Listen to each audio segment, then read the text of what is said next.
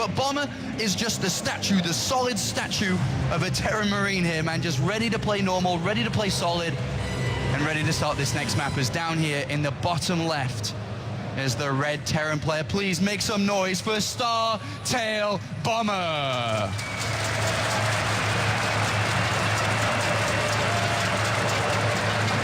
And his opponent in the top right, he needs your support. It's EG JaeDong.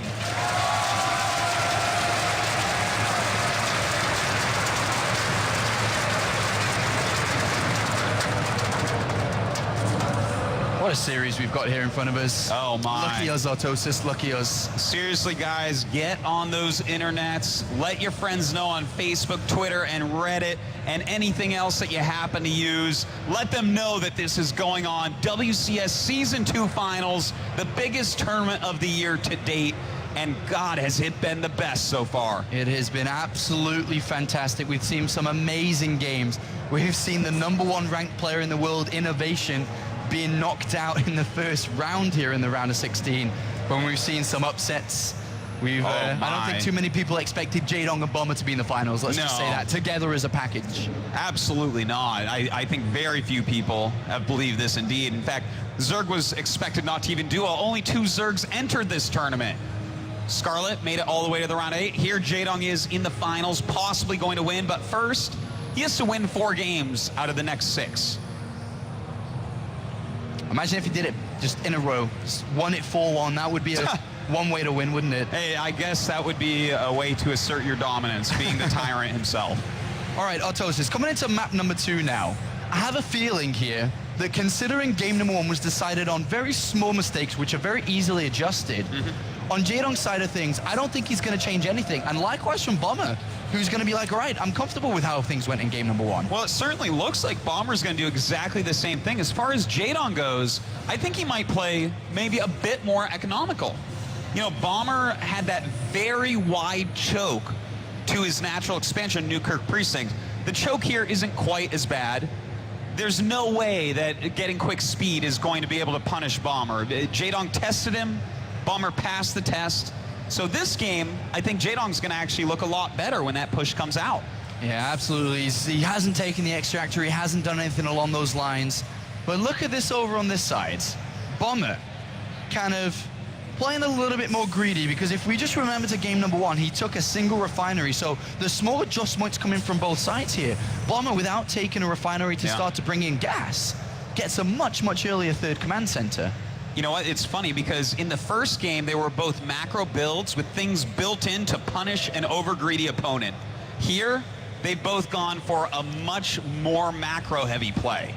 Both skipping those things, a little bit more risky, but overall, these 2 builds are going to match up against each other pretty well. So we should, the way that things are looking, see this develop into another kind of long game. I think so. I really do. And that's good. I want to see these 2 macroed out once again. But hold on. We have these Zerglings going in the main base. SCV's having to be pulled to hold them back. But these are not going to do much more than scout for JaeDong. But he, as soon as he saw the 3rd command center, I'm not too sure if we can read into it deep enough, but he threw down extractors immediately. As soon as the Zerglings saw the 3rd command center. Could this be a sign of potential aggression here? I think it has to be, Apollo. I think it has to be. What else would that be for? Well, is he going to make a hatchery here? It looks like he is. Yeah, I mean, so that's interesting. The only thing that can mean then is getting quick speed.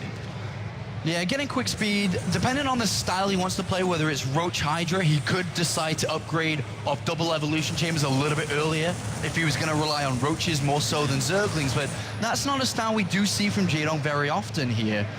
He could throw down a Roach Warren and a Bailey Nest at the same time, but it is going to be double evolution chamber. Yeah. And if he was to research speed at this very time, then it would pull away from the fact that as these evolution chambers finish, he won't have the right gas to research 1-1. Are we going to see JaeDong mix things up? Or is he just going to skip gas for the speed to get earlier Zergling upgrades and then get speed later on? Well, I think he's looking at this and he studied what Bomber did, because Bomber did this very same build before in this tournament against Scarlet. So he's looking at this and saying, okay, I know what you're doing. I'm going to get better upgrades. We'll play the macro game. You're a little bit ahead economy-wise, but I'll get ahead upgrade-wise, and things will be basically even again. All right, just looking at the build of Bomber here, who's playing very safe with a barracks wall off on his natural. Interesting, though, he's only thrown down a single engineering bay, not double, which is very normal to what we usually see here. Yeah, this is definitely a change from before. I'm really wondering what it has to be for attack. Does this, could he be going for something, a very old build, something like massive Marines and siege tanks with attack upgrades? Well, he's got the factory coming down here. The attack upgrade's coming in for the bio, and the second engineering bay is started here. So just a little bit of a difference, a bit of an adjustment there, but it's set up quite well here. And with the barracks coming down nice and early here for Bomber, he's going to have quite a few Marines coming out quite fast. Oh, he certainly is. And they all got reactors on them too. Well, that is Bomber for you. When he lands at 3rd Command Center, expect him to be making 15 Marines at a time non-stop. But JaeDong, we know that this guy knows how to macro. This is one of the fastest Zergs in the entire world. And as his layer finishes up and he begins that Baneling speed, I'm sure that's going to be top on his list, gets the Spire going, I do expect to see some macro hatches starting to go up. I think Bomber playing overly safe, adding on the extra barracks to protect his natural, has slowed him down a little bit to where he potentially could have been, because with the engineering base being a little bit later on in this game, look at the upgrade disparity between the both of them. We have 1-1 just kind of on its way for Bomber, but 1-1's completing for JaeDong, and the layer is done. He's got more than enough gas in the bank to throw down 2-2 immediately here. And, you know, he's going to do that exactly. Baneling speed starting right after that Spire as well. This is looking really nice for JaeDong. Look at that beautiful production tab. He's getting absolutely everything he needs to go deeper in the game, and bam, there goes the 4th base. And I would be very surprised if we don't see that macro hatch going up very soon. And with JaeDong getting Baneling speed here, he's adjusted everything from game number 1. There was no early 16 Zerglings and Zergling speed, just full focus on economy, and even getting the Baneling speed now coming in. But are you not afraid of Bomber's upgrades being a little bit slower in this game? Sure, he's got a lot of barracks, he's got a lot of production and decent economy, but with 2-2 so rapid here from JaeDong, who cut out Zergling speed, that's going to mean that he's going to be taking a lot more cost-efficient fights. That's right. You know, he's going to be ahead on upgrades for much of the game, possibly all of it. We're going to have to see about that, though, because, you know, he plays a little bit different from Scarlet. We saw from Scarlet she stays on that layer tech, and Bomber's very used to playing against that now since he played her 5 times last night. But JaeDong previously went for a quicker hive in the last game. Now, will he go for that to keep those upgrades moving forward, or is he just going to really commit to Ling Bane Mute on layer tech? Well, as Baneling speed's about to finish here on this left-hand side, JaeDong's going to attempt to do something to Bomber's 3rd base. It's not going to work here, as well as a drop coming in. The wall-off is beautiful. Well, actually, I say the wall is beautiful. He opens a gap here. The SCVs, though, are pulled off in a timely manner, so this does not work either for JaeDong. Hiding the Banelings behind. In the meantime, this medevac drop being cleaned up perfectly by JaeDong. And not the most effective harassment, but it's actually all right. Kills a geyser, a few SCVs, some mules, stops mining time. It's a decent little attack. It's decent, especially considering Bomber threw resources into something his own, and that didn't work, and JaeDong kind of did, so that's not bad for JaeDong there. Well, JaeDong's starting to move on the map. Once again, take a look at this creep spread, Apollo. Absolute madness in every direction it's coming out. This is going to be hard for Bomber to deal with. JaeDong set up very nicely here with a lot of Banelings, great upgrades, Mutalists here as well. Surely Bomber, though, without disturbing JaeDong at all, he's going to be in a rough situation when he finally decides to move out here, unless he finds, you know, a great engagement, finds some way to force a mistake from JaeDong. So far, though, JaeDong seems to be ruling this game, and Bomber could be in a bit of trouble when he does decide to move out, considering the upgrade timing that you'd usually want to move out with them. They're very far behind.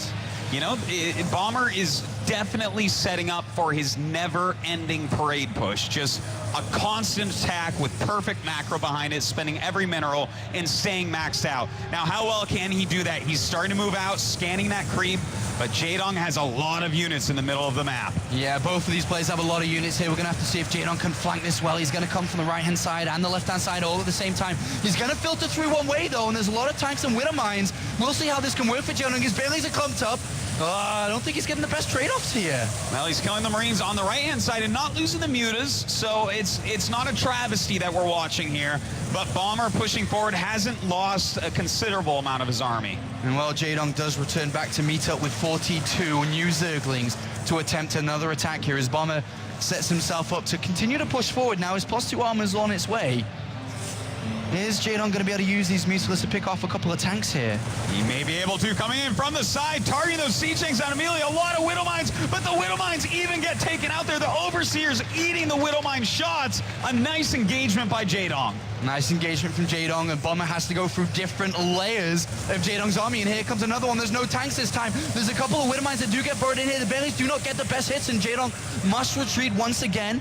But more and more Zerglings, there's a lot of Queen Lava injects going on across the map. There's a lot of lava for JaeDong to mess around with, but he must not let Bomber break far enough to get to this base at the north. I don't think Bomber's going to be able to quite make it in. Well, some of the Mutalisks coming down, but Banelings rolling in. He will clean it up.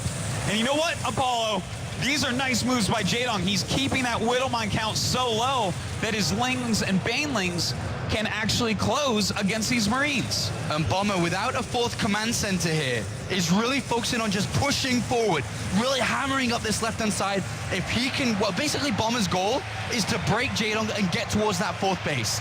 JaeDong's opposite side of things, keep on defending, because Mutalisks and Mutalisks with the upgrades coming in will become more and more efficient, because then he's not losing them. He's killing units but not losing them. So that kind of seems the way that this game is going to play on for the next few minutes. You know, one of the hardest things about fighting against Widow Mine Marine Medevac is doing counterattacks at the same time. It looks like he's going for that again, though. Ooh. A lot of Banelings rolling down towards that third base. There's a possibility for quite a bit of damage we've done here. Going through those depots, a quick response by Bomber, running the SCVs away, though.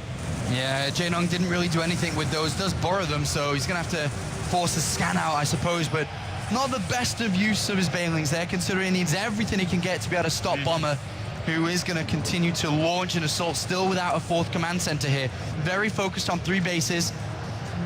One different difficulty level here that's going to come in from Bomber is when these 3/3 upgrades complete.